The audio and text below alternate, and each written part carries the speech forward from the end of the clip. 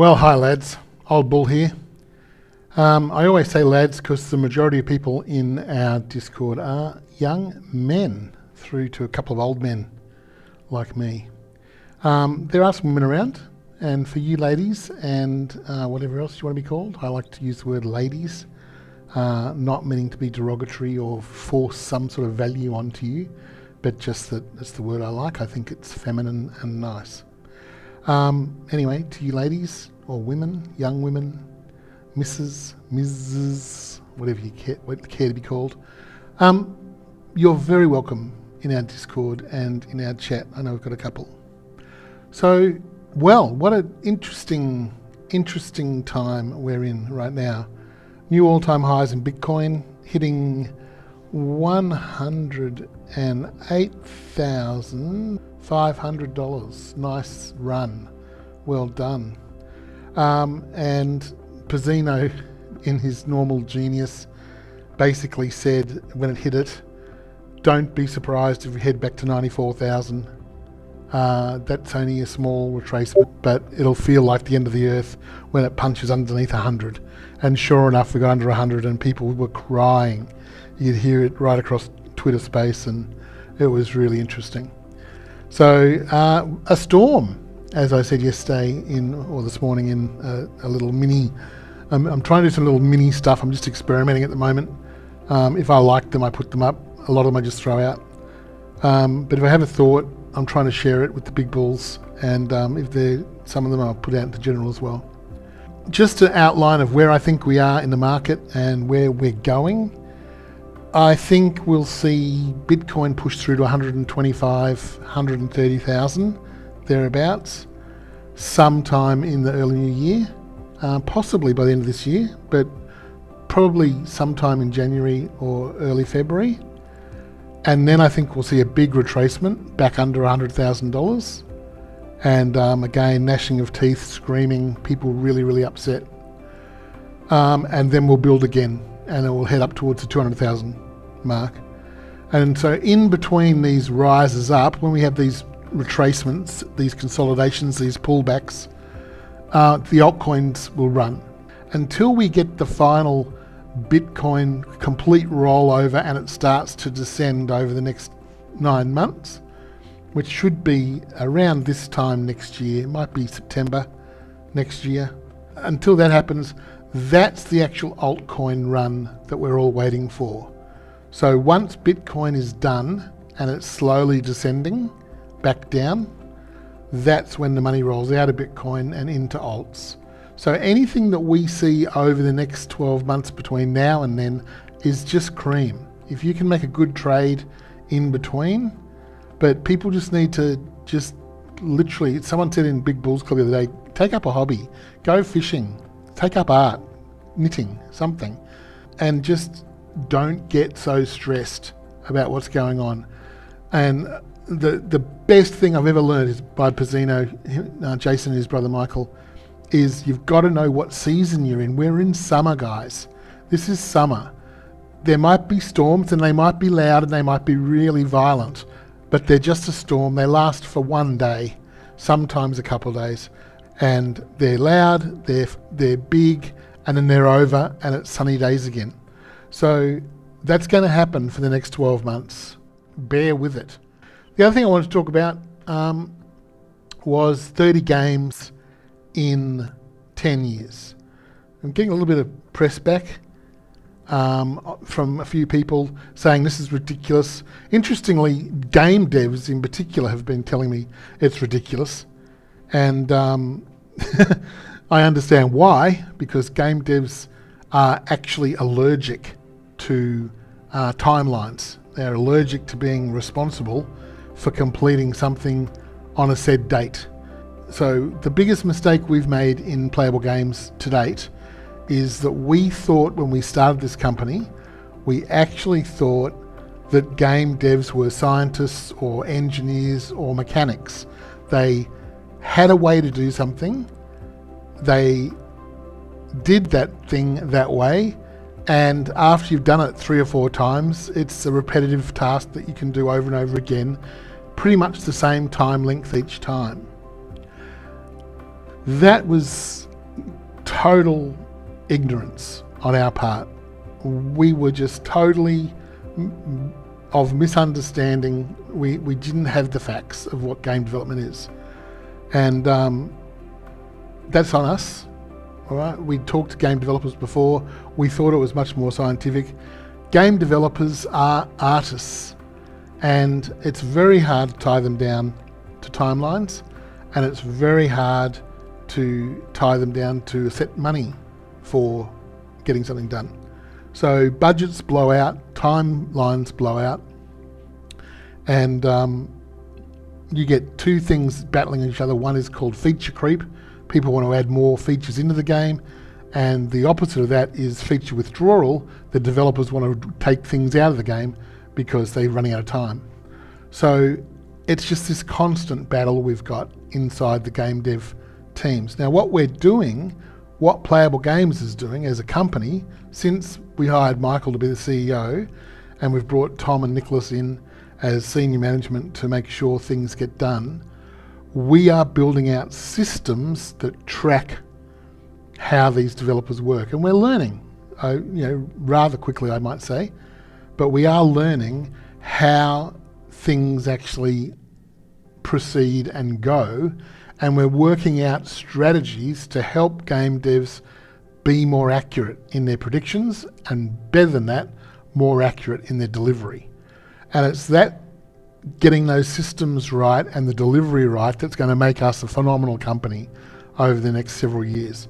Because as we get games into a rut where we can actually keep, by rut I don't mean rut in a bad way, but like having a channel to follow to guide us, it's going to allow us much more strength when it comes to planning and then executing and delivering. So that's really exciting.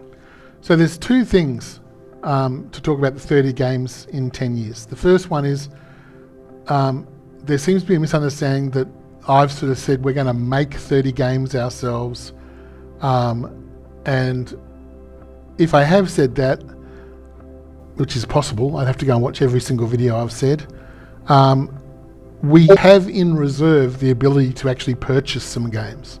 So we're actually in negotiations right now to purchase a game. That's on its way. So I'll keep you informed if that comes through, if that comes to fruition. But in our mind, we intend to build as many of the 30 games as we can. And when we get this next bull run set of money come through, we're going to build up our internal teams up to probably 5 teams. So we're going to have 5 teams developing games, and some games take 6 months to build, something like Starvin' Martian. The fact that we're rebuilding it for mobile has blown that out, and the fact that we paused it while we finished Ordinum and got Nexus up to the next level has slowed that down too. But little games like Starvin' Martian can take about 6 months, and big games like Dogs of War is going to take a team, well, probably a year to 2 years to get into a really solid state where people are really excited about the game. So it's going to be a variation. Now at some point along the line, we're going to have more money available, and we will actually purchase games that are complete. So sometimes what happens is a game developer builds a game, they release it to Steam, and they release it against a super hit, and they didn't know that super hit was being released then, and there's just no air for their game to breathe, and it dies on the vine. So we're going to be able to go and possibly purchase some of those good games that were built, bring them into our ecosystem, and then add in the crypto side of it and make them part of the Playable Games blockchain and reward system. And hence, as we get these games up and going, we're going to move towards the 30 games, and obviously massive utility.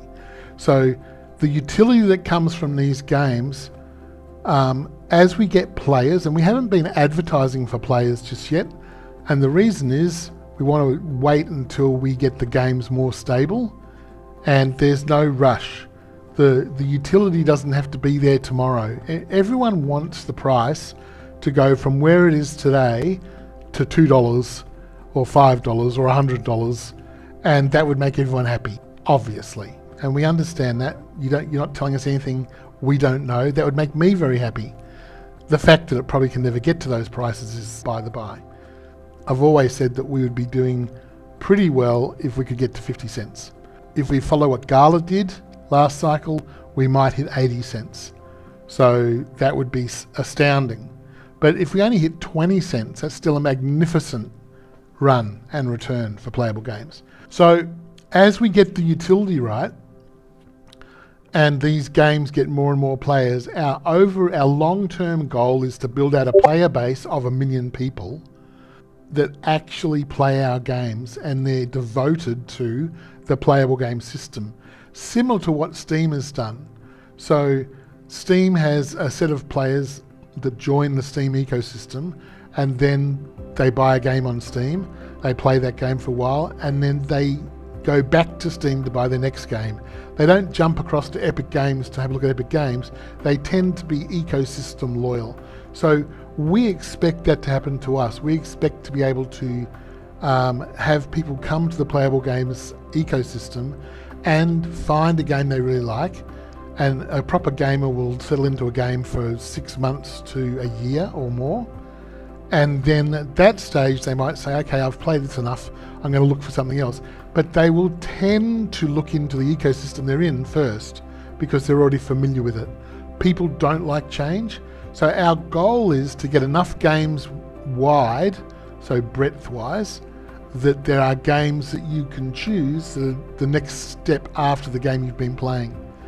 Now, on top of that, we're building out the Web3 background of our chain, so that other game developers who aren't owned by playable games can actually join our ecosystem just by talking to our Web3 team. And there'll be like an agreement that's done. We'll take a percentage of their sales. They get access to our community, and they get to launch their game into the playable game system.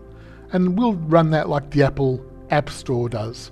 So we'll run that so we'll check the game, we'll make sure it's safe, we'll make sure the Web3 side of it's safe, we'll make sure the game works so it won't be a piece of shit, and it'll actually end up being a good quality game. And then that game will be released onto our system, and the developers will make the lion's share of the money because they've done all the work, and we'll just take a small amount.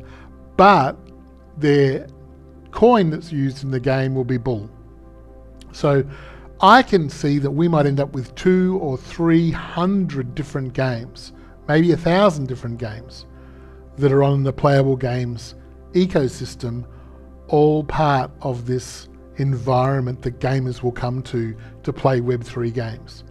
So there's going to be 2 billion new gamers coming to the gaming environment over the next couple of years. So there's so much room for everything to grow. And I can't tell, I'm beyond excited now that we're in the final bull year. It's just amazing to me that we've got this far, we've done this well, we've got 2 games out. Our Ordnam's been a great success. We're just getting the level right before we start advertising that and growing the player base. And we're going to be putting up some really nice prizes for that in the new year. And that's where we're going to get a lot of eyes on when you start putting up cash prizes for these sort of things. And same with Nexus. We're thinking about having a tournament. Those of you that know Boney Bandito, I've been talking to Boney about putting together a team that is the playable games A team, and people can challenge that team. And if they can beat his team in a three round 3 matches, like best of 3. If they can beat his team, they win $10,000. So we're thinking about doing that. We're just trying to get Nexus, all the abilities in and stable before we start doing tournaments. So we've just got to make sure that's all correct. So there's a lot of stuff coming. We've got the tickets coming. Everyone puts in $10. They buy a ticket for $10 to play, and the winning team gets all the money. So you basically, if you win, you double your money. So it's 100% return. So if you're a good gamer and you can carry a team, or you get a group of mates together and you guys are good as a team, you're going to probably cash up and be able to do some serious returns in a day if you play several games in a row and win. So all of that stuff's coming in 2025. We've got games we're looking at buying. We've got new dev teams coming on board. We've got old dev teams releasing, like we've got Dogs of War coming out in the new year into alpha. We've got War of Steel coming out. It's supposed to be today. It might be in the next couple of days. We've been held up by Epic. Not that it's Epic's fault. The person that used to do it has left our company, and no one else knew to do it. So we had to register the game with Epic. It just takes a few days to get registered and put through.